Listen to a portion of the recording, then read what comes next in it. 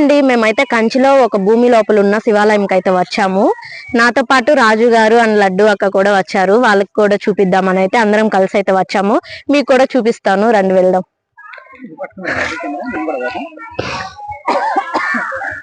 రండి శ్రావ్య గారు. సో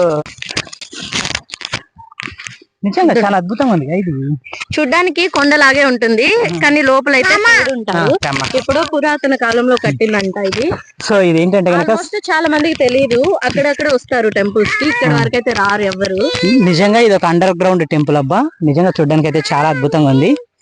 ఎక్కడ లడ్డు మనం ఇలాంటివి చూసింది మహాబలిపురంలో కదా. మహాబలిపురంలో మేము ఇలా చూసాం, కానీ ఇంత లోతులో అయితే లేదు. సో ఒక పెద్ద గ్రనైట్ కొండను తొలిచారు ఇల్లు.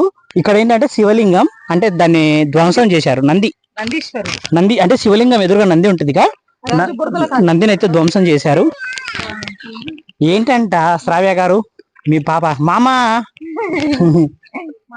ఏది ఒకసారి మామయ్య అనమ్మా. పడతావు. సో ఇప్పుడైతే కనుక గుడి దగ్గరకు వచ్చాము. సరే అంటే ఇప్పుడు పూజలు చేయట్లేదు కదా, ఆయన ఏమనుకోడు, మనం భక్తితో పూజిస్తాం కాబట్టి పర్వాలేదు. సో ప్రజెంట్ ఏంటంటే మనం ఇక్కడికి వచ్చాము. ఇదంతా ఒకే ఒక్క రాయిని చెక్కారు. ఇది గ్రనైట్ రాయిని చెక్కారు. అంటే ఇది ఎప్పుడో పురాతన కాలంలో అది ఎట్లా చేస్తారు మరి. చూడండి ఇక్కడ అన్ని శిల్పాలు కూడా చాలా అద్భుతంగా చెక్కారు. ఈ శిల్పాలతో పాటుగా ఏంటంటే గనక శివలింగం చూద్దాం. అంటే శివలింగం ఒకప్పుడు ఉండేది, బట్ ఈ తీసేశారు ఇప్పుడు. అంటే ప్రతి చోట ఒక శివలింగం ఉన్న గుర్తులు ఉన్నాయి, ప్రతి చోట ఒక విగ్రహం ఉన్నది. కానీ ఒకప్పుడు ఇవన్నీ బాగా వెలుగొని తింటాయి అబ్బా కదా. అవును, ఇక్కడ కూడా ఉన్నిందంట ఒక లింగము అప్పుడు. శ్రావ్య ఇది ఎందుకు చేశారు మేడం? అదంటే దీపము అలా పెడతారు కదా, దానికోసం కదా.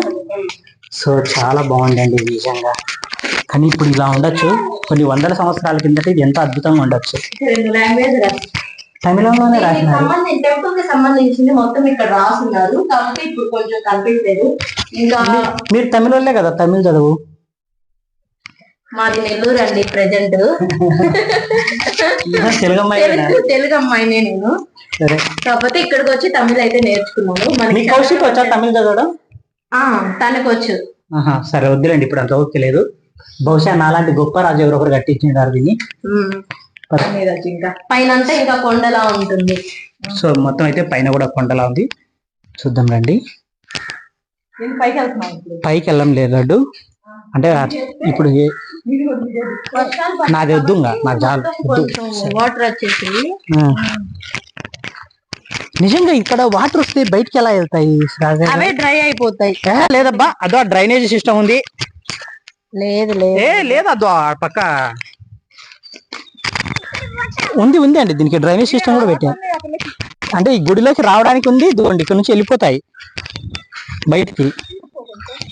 లడ్డు ఇలా రా, ఇదో చాలా తగ్గు, చెరువులోకి ఉంది దారి. సో ఇక్కడ వాటర్ వచ్చినా కూడా ప్రాబ్లం ఏం లేదు, ఇదిగోండి వాటర్ వెళ్ళిపోతాయి. మంచి డ్రైనేజ్ సిస్టమ్ ఉంది ఇక్కడ అంతా. ఎలా ప్లాన్ గా కట్టినారు అబ్బా దీన్ని. చూడండి మొత్తం ఒకే ఒక్క రాయిని చెక్కారు. చూడడానికి చాలా అద్భుతంగా ఉంది కదా. సో అందరూ మా శ్రావ్య గారి ఛానల్ అయితే చూసి సపోర్ట్ చేయండి. కంచిలో పాపం వచ్చిన నుంచి ఈ అమ్మాయి అయితే మాకు చాలా హెల్ప్ చేసింది. మాకు గుడిసెలు, ఫిష్ మార్కెట్ తీసుకెళ్ళింది, ఆ మార్కెట్ తీసుకెళ్ళింది, వెజిటబుల్ మార్కెట్ తీసుకెళ్ళింది, ఇంకా చాలా వీడియోస్ హెల్ప్ చేసింది. చాలా థ్యాంక్స్ శ్రావ్య గారు. నెక్స్ట్ ఇయర్ కూడా మేము మళ్ళీ వస్తాము, ఖచ్చితంగా రావాలి. దాని స్కూల్ పంపించే వచ్చే సంవత్సరం వీడియోస్ కి. స్కూల్ కి వెళ్ళిపో. బాయ్. సరే బా, ఇది రోజు వీడియో. Bye bye.